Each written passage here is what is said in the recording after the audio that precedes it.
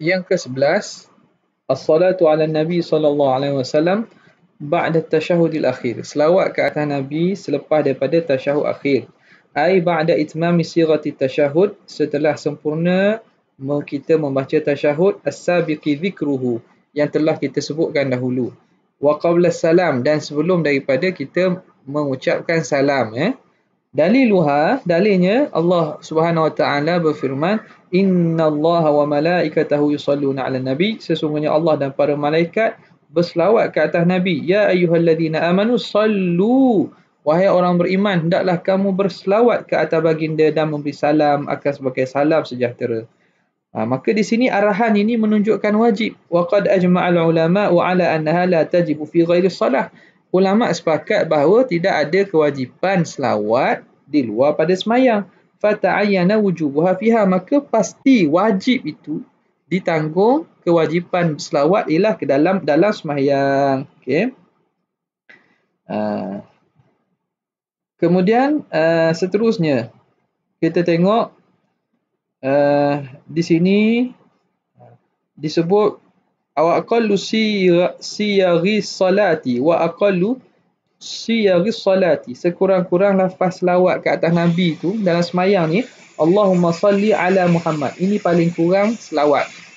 Ini paling kurang lafaz selawat yang untuk mengesahkan selawat. Wasiratul kamilah fiha, sirah yang paling sempurna, lafaz selawat paling sempurna, iaitu sirah lafaz selawat al-Ibrahimiyah, yang biasa kita bacalah Allahumma salli ala Muhammadin wa ala ali Muhammad.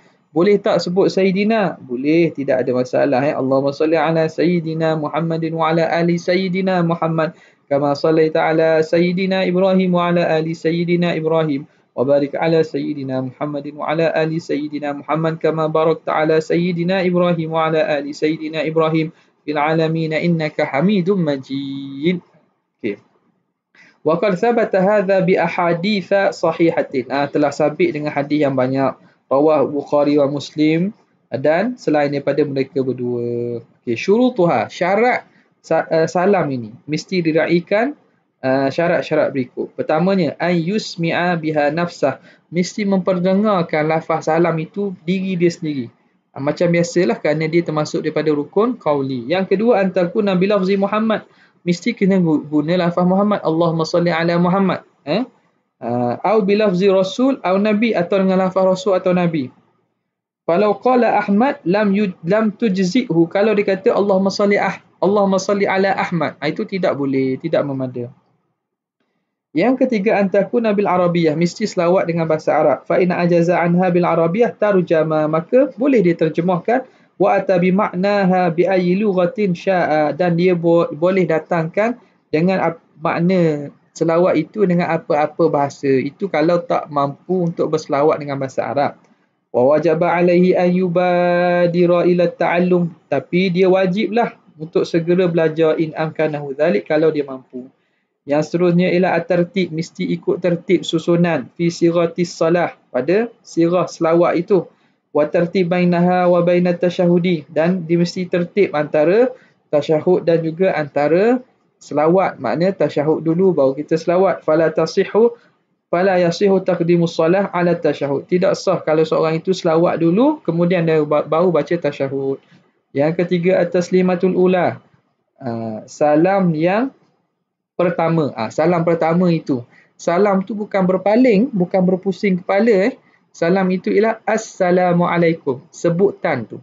Itu yang rukunnya. Wahya an yaqulal musalli, itu berkata orang yang sembahyang, multafitan ila yaminihi, hal keadaan dia berpaling ke kanan. Ini sunat ini sunat. Assalamualaikum warahmatullahi, yang ni wajib. Assalamualaikum ni wajib. Warahmatullah tu sunat. Wa daliluha qaulu sallallahu alaihi wasallam fil hadis sabiqi dzikruhu fi takbiratul ihram, dalilnya ialah hadis yang dahulu, tahrimuhat takbir wa tahliluhat taslim, masuk dalam sembahyang itu dengan takbir dan keluar daripada sembahyang itu dengan cara salam. Wa aqallu siyaghihi assalamu alaikum, ini paling kurang. Marratan wahidatan, 3 kali. Wa akmaluhu, yang paling sempurnanya, assalamu alaikum warahmatullah, 2 kali. Al-ula an yaminihi, yang pertama ke kanan, wa ukhra an shimalihi. Okay. Ini Rasulullah SAW, aku melihat baginda Nabi yusallimun an yaminihi wa an yasarihi. Nabi beri salam berpusing ke arah kanan dan ke arah kiri. Hatta ara bayadha khaddihi, sehingga aku yang duduk belakang dapat melihat putihnya pipi Rasulullah. Okay. Seterusnya yang ke-13 ialah tartibu hadhil arkan hasba wurudiha.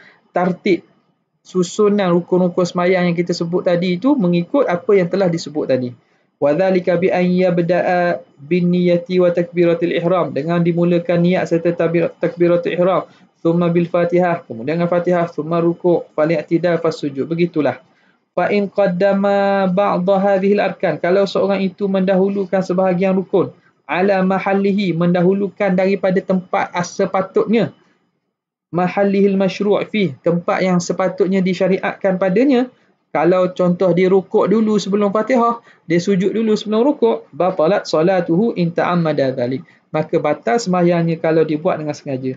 Amma in fa'ala dzalika ghaira muta'ammidin, adapun jika dia buat dalam keadaan ghaira muta'ammidin, tidak sengaja, batalat salatuhu, maka akan batal sembahyangnya bad'an min awwali ruknil ladzi fa'alahu fi ghairi mawdi'ihi, maka dia akan batal sembahyangnya bermula daripada rukun yang dia mula buat pada bukan tempatnya.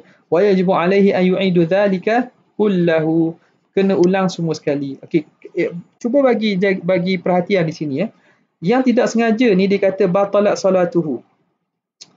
Jadi kalau ikut di sini kurang teliti dan kurang jelas, dia kena tafsirkan lagi. Sembahyang ni sebenarnya tak batal ni. Yang mungkin maksud musannif ini batala fi'luhu, batal perbuatannya. Sebab sembahyang takkan jadi batal lagi sebab dia tak sengaja. Jadi maksud di sini apa? Sebab apa saya kata batalat salatuhu ni bukan dengan makna batal sembahyang. Dia dengan makna batal perbuatan dia itu. Dengan maksud perbuatan yang dia salah buat itu tidak dikira. Dia kena undur balik, dia kena buat balik start daripada perbuatan yang disilap tu.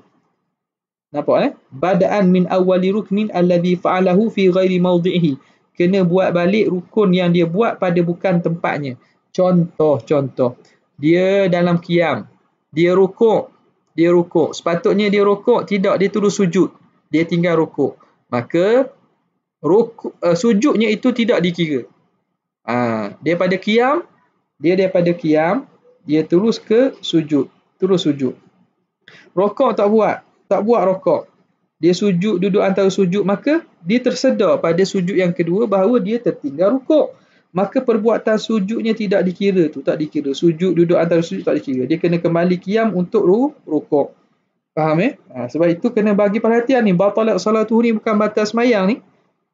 Jadi sepatutnya ditakbir dengan batalat a'maluhu atau fi'luhu lah.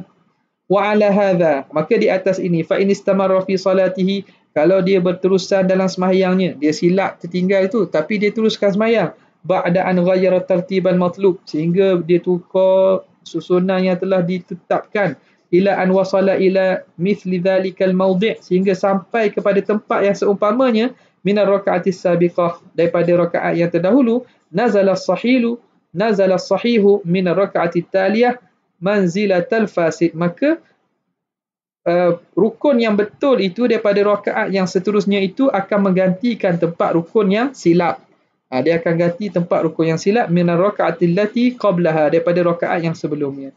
Fa wajaba alaihi hina idzin, maka wajib ke atasnya ketika itu an yazida ala salatihi raka'atan, mesti ditambah satu rakaat lagi, badalan min raka'atil lati fasadat, kerana menggantikan rakaat yang telah fasad, yang telah rosak, bi fasadi tartib baina akaniha, dengan rosaknya susunan di antara rukunnya. Okey, saya ringkaskan ataupun huraikan secara mudah. Dia kata macam ni. Kaedahnya, seseorang yang tertinggal sesuatu rukun dalam sembahyang, dia tertinggal suatu rukun dalam sembahyang, bukan dengan sengaja. Kalau dengan sengaja batal, maka apa yang perlu dia buat? Dia perlu kembali melakukan rukun tersebut. Perlu kembali melakukan rukun tersebut segera, selagi mana dia belum sampai pada rukun yang sama pada rakaat seterusnya.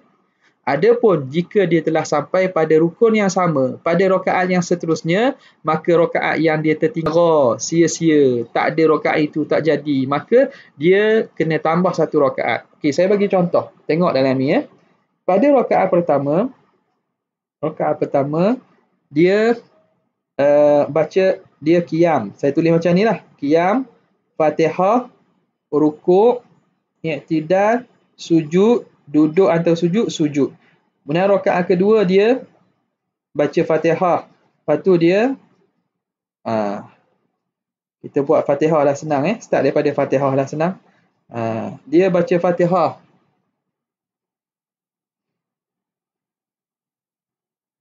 Kemudian dia rukuk, dia i'tidal, dia sujud, dia duduk antara sujud, dia sujud yang kedua. Tengok sini.